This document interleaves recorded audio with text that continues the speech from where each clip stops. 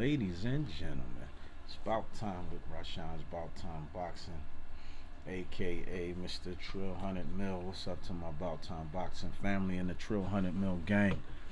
I want to say thank you to everybody that has been taking out the time to watch my videos, like my videos, and who has been leaving the comments.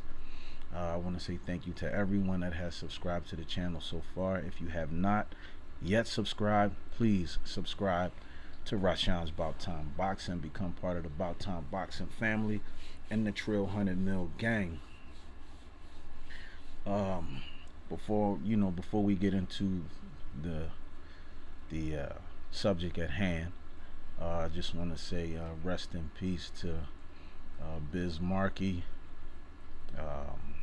aka Marcel Hall. Biz was one of the best to ever do it. Beatboxing and all that, famous for, say he's just a friend and nobody beats the Biz, and you know what I mean. He was down with the Juice Crew, Big Daddy Kane, and all them. So rest in peace to Biz Markie, and my condolences to his family. Rest well. All right, Jermell Charlo, Iron Man versus Brian Castano. Saturday, July 17th, Showtime. All right, so we got Jermell Charlo. He's 34-1 with 18, I think 18 knockouts, and then we got Brian Castano, who's 17-0 with 12 knockouts. I think 12. All right, they both 31 years old. Castano's reach is 57.5 inches, I believe, and Charlo's is 73 inches. Let me see. I know Charlo is 5'11", and Castano, I think, is 5'7" or something like that. So Charlo has the height advantage. He has the reach advantage.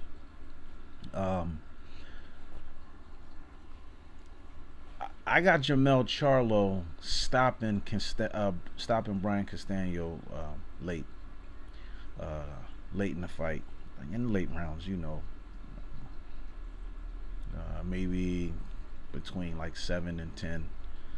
Between the 7th and 10th round, I got Jermell Charlo, catching. Now, one thing about them Argentinian fighters, though, don't get it twisted. They show up to fight, and they can take a punch. Now, you look at Carlos Baldemir, had a good chin. Marcos Chino Maidana, so,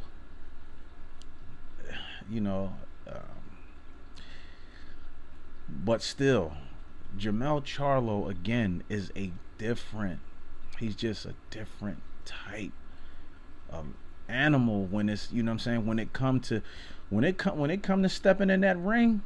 I'm telling you, he a different. But the energy that he keeps that energy all the time.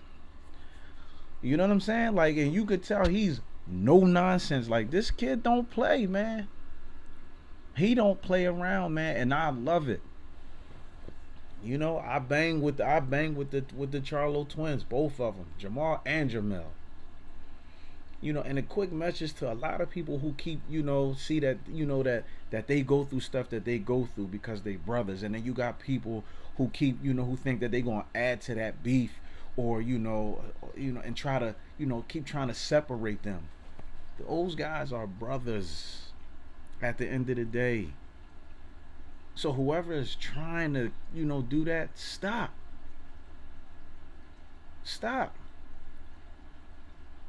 Brothers go through things, but make no mistake about it, man, they love each other, and they gonna support each other at the end of the day, no matter what. So stop all that.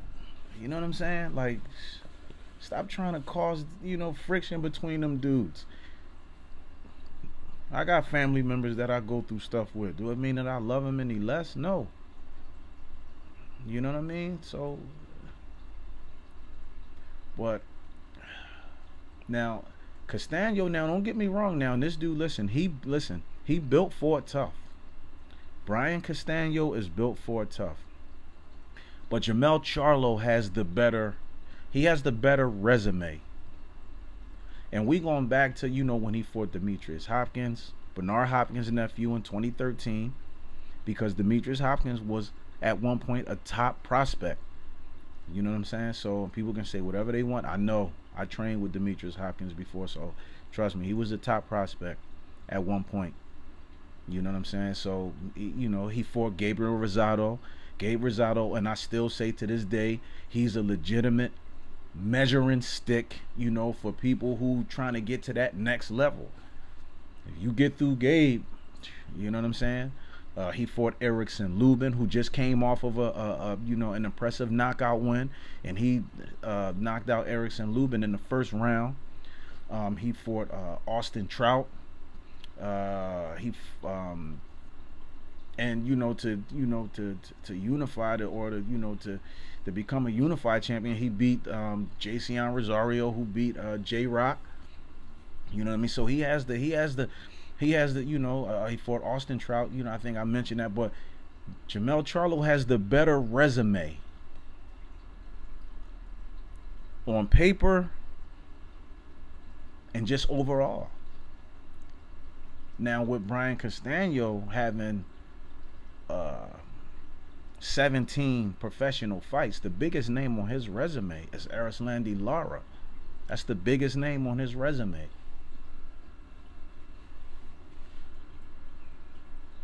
And that was a 12-round split decision.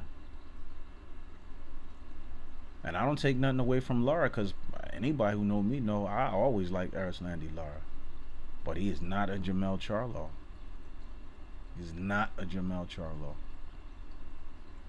JERMELL Charlo is a different, and now, and then if y'all watch the All Access, you'll hear him saying that he's beaten people like the guy Derevianchenko, he's beat Errol Spence, but we talking about the amateurs. It's pros, baby. This is the pros. You might have beat Spence in the amateurs. This is pro, whole different level. And JERMELL Charlo raises the bar every single time he steps in that ring. Every time. Now, Brian Castano is he's a pressure fighter. He'll try to walk you down, follow you around that ring, try to cut you off. But he's kind of like a flat-footed pressure fighter with some pop, because he can crack. He liked to step in with that hook straight right. He liked to step in with that. He liked to, when he fought Lucky Boy, you see that's what he kept doing. When he fought Lara, he kept trying to step in with that hook, boom, hook, boom. He tried to step in with that joint. Like that's, and he liked that left hook. He liked, that hook to the body. But you're not going to be able to get now, you ain't going to be able to get JERMELL Charlo with that. But JERMELL Charlo, honestly, I think is just an overall better boxer, because you have boxers and then you got bangers. Some people most flat-footed fighters, bangers. So if Castano try to box with Charlo, he's not going to win it. Now, the only chance that Brian Castano actually got, in my opinion, now I could be wrong, smash the like button, subscribe to the channel, leave the comments, let me know if y'all agree or disagree. Now, the biggest chance that I think Castano got is to try to force JERMELL Charlo to fight his fight, and that's to stand there and bang with him. And again, that goes to the reach. Okay, his reach is only 57. 57 and a half.